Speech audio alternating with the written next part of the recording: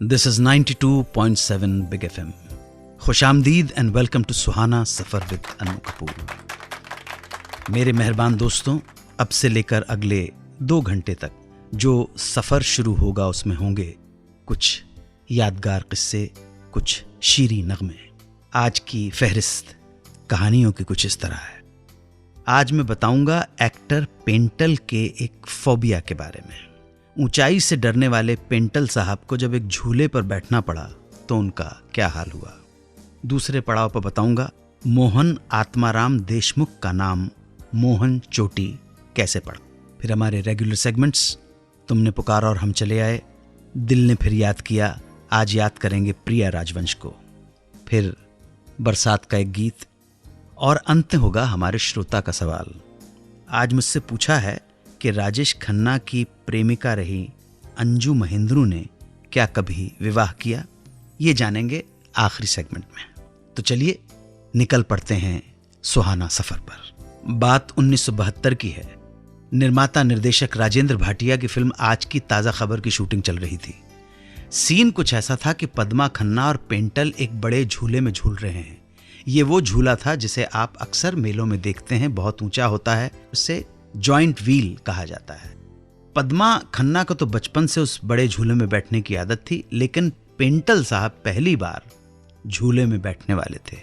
डर के मारे बुरा हाल था, लेकिन शूटिंग तो करनी थी, इसलिए प्रभु का नाम लेकर जैसे तैसे पेंटल झूले में बैठ गए। बहुत घबराहट हो रही थी। झूले के हर झटके पर उनका रोया रोया कांप जाता था। रात काफी हो चुकी थी और इस बार पेंटल का झूला जैसे ही ऊपर की तरफ ले गया उन्हें, उसमें कुछ खराबी हो गई और वो अटक गया। पद्मा खन्ना और पेंटल अब ऊपर थे और चारों तरफ था अंधेरा।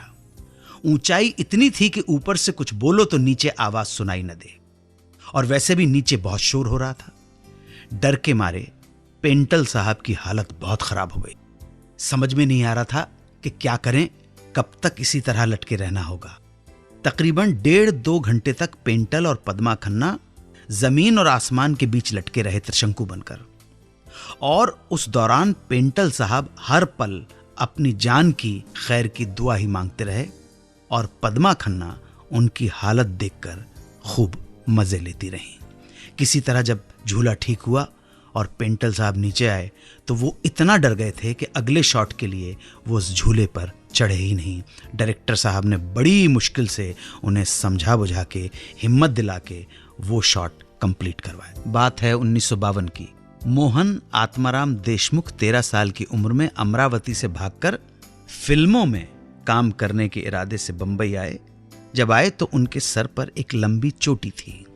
फुटपाथ पर रहकर दिन गुजर रहे थे। लोग उनकी चोटी को देखकर उन्हें चोटी चोटी कहकर चढ़ाने लगे। जब स्टूडियो में काम की तलाश में भटकते हुए लोग जो उनका नाम नहीं जानते थे, वो भी जब उन्हें ए चोटी कहकर पुकारते तो देखते ही देखते मोहन आत्माराम देशमुख की पहचान ये चोटी बन गई। 1953 में मोहन आत्माराम देशमुख को जब पहली फिल्म मिली जागृति, तो उनको चोटी कटवानी पड़ी, लेकिन लोगों ने उन्हें चोटी नाम से पुकारना नहीं बंद किया। जागृति में मोहन आत्माराम देशमुख ने अपना नाम दिया सिर्फ मोहन। जागृति के बाद उन्हें बिमल रॉय की फिल्म मिल गई देवदास। इस फिल्म में जब उनका नाम देने की बात आई तो मोहन ने अपने नाम के साथ मजाक में चोटी शब्द भी जोड़ दिया और पर्दे पर क्रेडिट में आया मोहन चोटी। ये नाम उनके लिए लकी साबित हुआ।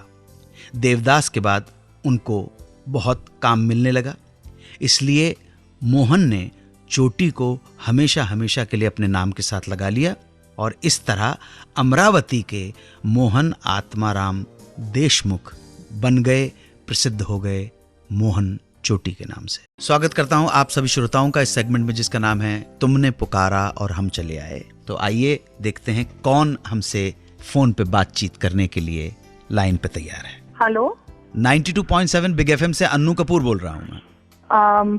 आर यू श्योर आप अन्नू कपूर जी बोल रहे हैं? जी मैं अपने बारे में श्योर हूँ, आप कैसे श्योर होंगे, ये आश्वासन कैसे दूं मैं? जी, आप अपना परिचय दें, हमारे दूसरे सारे श्रोता आपको सुन रहे हैं। मैं डॉली मल्होत्रा बोल रही हूँ कानपुर से। जी जी डॉली जी, और आपकी बहुत बड़ी फैन हूँ सर। धन्यवाद डॉली जी। और आपका प्रोग्राम की मैं रेगुलर लिसनर हूँ जी। बहुत अच्छा शो है, बहुत बड़ा साधुवाद आपको सर, इतना बढ़िया शो हम लोगों को देने के लिए। और इतना अच्छा साधुवाद आप जैसे लोगों को इतना अच्छा शो सुनने के लिए, और आप लोगों की वजह से ही ये शो इतना ऊंचाई पे पहुंचा है। क्रेडिट आपको जाता है, मुझे नहीं। घर में कौन कौन है, कहाँ रहती हैं कानपुर में आप? हाँ सर, मैं कानपुर में आजाद नगर में रहती हूँ जी। और घर में कौन घर में जॉइंट फैमिली है सर जी, बहुत बड़ी फैमिली है सर। जी जी जी। मल्होत्रा साहब बिजनेस में हैं? जी हाँ सर। मल्होत्रा साहब के लिए कोई गाने की फरमाइश करना चाहें तो आजाद हैं आप, हम बिल्कुल, बहुत अच्छा लगेगा हमारे श्रोताओं को। तो आप मल्होत्रा साहब के लिए कुछ गीत सुनवाना चाहती हैं तो बता दीजिए, मैं अभी सुनवा दूंगा आपको वो गीत। जी सर, आप अपने मन से कोई भी सॉन्ग प्ले कर दें उनके लिए। नहीं डॉली जी, वो भी बहुत बड़े फैन है आपके। जी जी, मेरा नमस्कार कहिएगा। देखिए ये तो आपका बड़प्पन है, लेकिन मैं मल्होत्रा साहब की धर्मपत्नी की तरफ से मल्होत्रा साहब के लिए प्ले करना चाहता हूँ जी। मैं तो बीच में बैठा हूँ। मैं तो चाहता हूँ कि इस प्रोग्राम के माध्यम से, सुनिए आप डॉली जी, ये प्रोग्राम के माध्यम, ये जो प्रोग्राम है इस माध्यम से मैं लोगों को जोड़ना चाहता हूँ।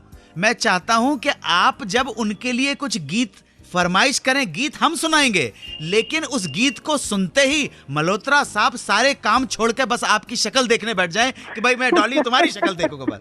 तब पति पत्नी के बीच, जी हम तो प्रार्थना ही कर सकते हैं, पति पत्नी के बीच में मिलन का कारण 92.7 बिग एफएम होना चाहिए। तो अब आप बता दीजिए, मैं बात करता, मैं होल्ड पे बैठा हूँ। आप तो जी, सर जी, याद किया दिल ने कहा हो तुम, सर उसी को आप प्ले कर दीजिएगा। जी जी, उषा किरण जी का। जी हाँ, उषा किरण जी। तो ये कानपुर की श्रीमती डॉली मल्होत्रा की फरमाइश पर ये गीत मल्होत्रा साहब के लिए, उषा किरण जी के ऊपर पिक्चराइज ये गीत, याद किया दिल ने कहा हो तुम। प्रस्तुत है हमारा सेगमेंट दिल ने फिर याद किया, जिसमें हम आज याद करेंगे प्रिया राजवंश को। प्रिया राजवंश का जन्म 1937 में नैसर्गिक सौंदर्य की नगरी शिमला में हुआ था। बचपन का नाम था वीरा। उनके पिता सुंदर सिंह फॉरेस्ट में कंजर्वेटर थे। प्रिया राजवंश ने शिमला में ही पढ़ाई की। इसी दौरान उन्होंने कई अंग्रेजी नाटकों में हिस्सा लिया। जब उनके पिता संयुक्त राष्ट्र संघ की ओर से ब्रिटेन गए तो प्रिया राजवंश ने लंदन की esteemed royal academy of dramatic arts में एडमिशन ले लिया। सौभाग्य से उन्हें फिल्मों में भी काम करने का मौका मिल गया। हुआ यूं कि लंदन के एक फोटोग्राफर ने उनकी कुछ पिक्चर्स ली। चेतन आनंद ने अपने एक दोस्त के घर ये तस्वीरें देखी तो वो प्रिया राजवंश की खूबसूरती के कायल हो गए। उन दिनों चेतन आनंद बना रहे थे हकीकत, जिसके लिए उन्हें एक नए चेहरे की तलाश थी। उन्होंने प्रिया को फिल्म की हीरोइन के लिए चुन लिया। 1964 में बनी इस फिल्म के निर्माण के दौरान प्रिया राजवंश ने चेतन आनंद की हर स्तर पर मदद की। दोनों करीब आ गए। चेतन आनंद अपनी पत्नी उमा से अलग हो चुके थे। उन्हें प्रिया में एक साथी नजर आया। दोनों ने जिंदगी भर साथ रहने का मन बना लिया, मगर कभी शादी नहीं की।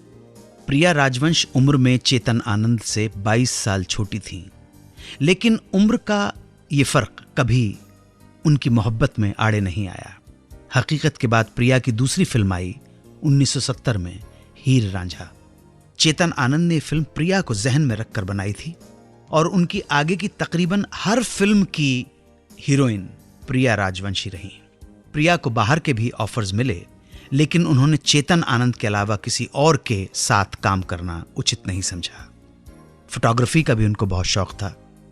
हकीकत और हीर रांझा के अलावा हिंदुस्तान की कसम, हंसते जख्म, साहिब बहादुर, कुदरत और हाथों की लकीरें, बस कुल इतनी ही जमा फिल्म। प्रिया का फिल्मी सफर 1964 में शुरू हुआ और 22 साल बाद 1986 में उस पर पूर्ण विराम लग गया। 1997 में चेतन आनंद नहीं रहे, प्रिया अकेली रह गईं। बहुत बड़ा बंगला प्रॉपर्टी के बढ़ते दामों की वजह से बेशकीमती हो गया और 27 मार्च 2000 को प्रिया राजवंश की बर्बरतापूर्वक हत्या कर दी गई।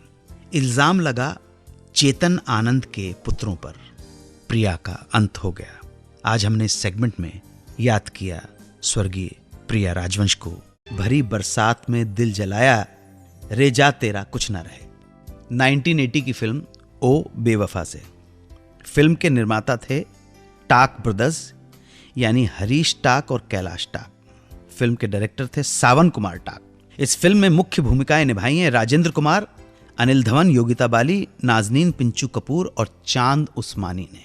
फिल्म 1977 की American film the other side of midnight का रीमेक थी। फिल्म में कुल 6 गाने थे जिन्हें सावन जी ने लिखा था और संगीत था वेदपाल वर्मा का। वेदपाल वर्मा ने 1960 में आई फिर बहार, 1967 की गुनाहगार, 73 की हम जंगली हैं, 74 की कोरा बदन के साथ साथ कुछ और भी फिल्मों में म्यूजिक दिया। म्यूजिक के साथ साथ इन्होंने हंगामा, साजन की सहेली, लेडीज टेलर्स और ओ बेवफा में एक्ट भी किया। दिल्ली के असद फारूकी का सवाल, वो जानना चाहते हैं कि राजेश खन्ना की प्रेमिका रही अंजू महिंद्रू ने क्या कभी शादी की थी। फारूकी साहब, राजेश खन्ना की प्रेमिका रही एक्ट्रेस अंजू महिंद्रू के बारे में ये बात अक्सर लोगों में जिज्ञासा पैदा करती है। दरअसल राजेश खन्ना से रिश्ता टूटने के बाद अंजू का नाम जुड़ा था वेस्ट इंडीज क्रिकेट टीम के कप्तान उस जमाने के गैरी सोबर्स से, जिसके साथ उनकी सगाई भी हुई थी, पर यह रिश्ता अंजाम तक नहीं पहुंचा। आगे चलकर अंजू महिंद्रू ने शादी कर ली अमजद खान के भाई इम्तियाज खान से, जो बाद में अलगाव में बदल गई। उम्मीद करता हूं कि आपको आपके प्रश्न का उत्तर मिल गया होगा। अब आपसे इजाजत लेने का वक्त है। आज यहीं थमना चाहता हूं, विराम देना चाहता हूं। फिर आपसे भेंट होगी इस प्रोग्राम में जिसका नाम है सुहाना सफर विद अन्नू कपूर। दुआ में याद रखें। जय हिंद, वंदे मातरम।